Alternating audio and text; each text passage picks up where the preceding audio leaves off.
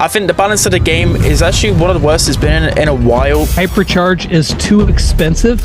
Imagine you load up a game and get team wiped. Again and again, and every time it's always by a hypercharged brawler. Where do you draw the line of beneficial content and broken features? The player base has been growing, at the same time increasing their income.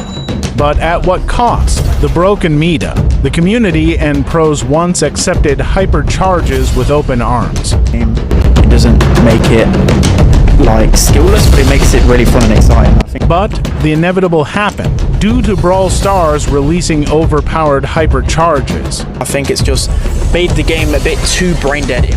Most pros have changed their mind about them. The same person that once said they weren't skill-less during the first launch is now saying the contrary. Has it actually benefited the game in the long term? So when even casuals are one button press away from winning most interactions, you know it's bad. But what do they think about this? I looked through the Brawl Stars ratings because, well, I don't have any casual to interview. Anyways, here's what I found. Most negative reviews state that the gameplay is too unbalanced and pay to win. But is it true? Pay to win.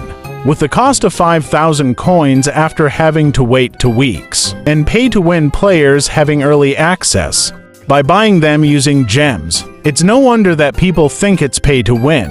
Thus, free-to-play players are missing out on the fun. Or are they? And hypercharges, while are very cool, for 5 times the cost, they don't feel like they give you 5 times the fun.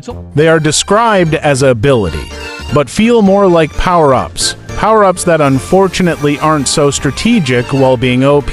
But is there any evidence to support this claim? Kairostime's rankings. You can see kind of where the direction of the meta is going, and hypercharges may or may not be to blame. To give some context, the bottom for were all tanks without hypercharges. This overbearing meta was actually expected from Supercell. Interactions that's kind of missing today, because in most matches 1, 2, or 3 brawlers have it today. So I think a part of that balance is missing for sure. So, is there a clear solution to all these problems? One might say just wait until all the brawlers receive their respective hypercharges. But how long would that actually take? Out of 74 brawlers, 18 have gotten their hypercharge, following the pattern of releasing 6 hypercharges every update. It will 11 to 12 updates, months for every brawler to get their hypercharge. Okay, now before you point out that I divided with 5 instead of 6, you have to factor in that one new brawler is also getting a hypercharge every update, and that Supercell could add to new brawlers. This contributes to my next point, unpredictability.